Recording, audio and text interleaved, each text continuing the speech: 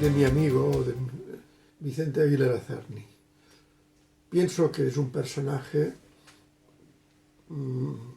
complejo por su extensidad, por su validez en la cultura y en el arte contemporáneo. Y yo le conocí en un momento dado, cuando empezaba mi carrera artística. Empecé a hacer la geometría o los collages a mediados de los 70, estaba en los principios y empezaba a ofrecer o a mostrar fuera de mi estudio mi trabajo.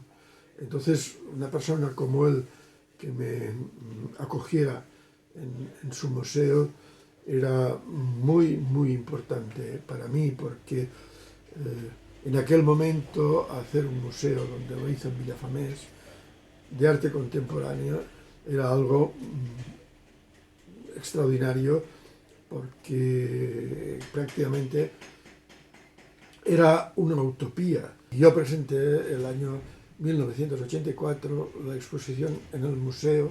Fue una fiesta porque aparte del pueblo se implicó, se comprometió con la exposición, porque se hicieron pastas típicas, se ofreció vino de Vilafamés. Fue una fiesta prácticamente irrepetible.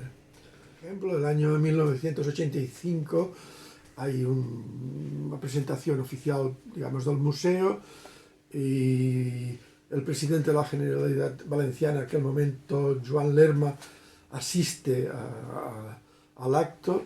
Se ofrecen unas botellas de vino envasadas adrede para el acto, y yo recuerdo que cogí un par de botellas y en una hice firmar a Vicente, a Juan Lerma, a todas las autoridades que había en aquel momento, y en otra botella todos los artistas que estábamos allí. El museo ha sido para mí muy importante porque ha posibilitado que mi obra se conociera fuera de mi casa.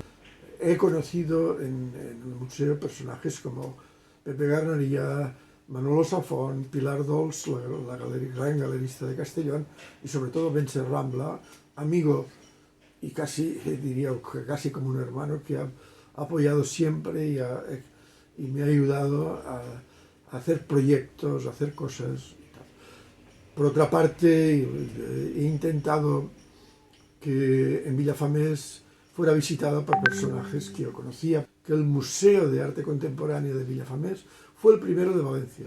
El primero gracias a Vicente Aguilera Cerny, que pensó que el arte también podía ser para el pueblo, y el pueblo debería ser Vilafamés. Gracias, y debemos recordar a Vicente Aguilera Cerny, que hizo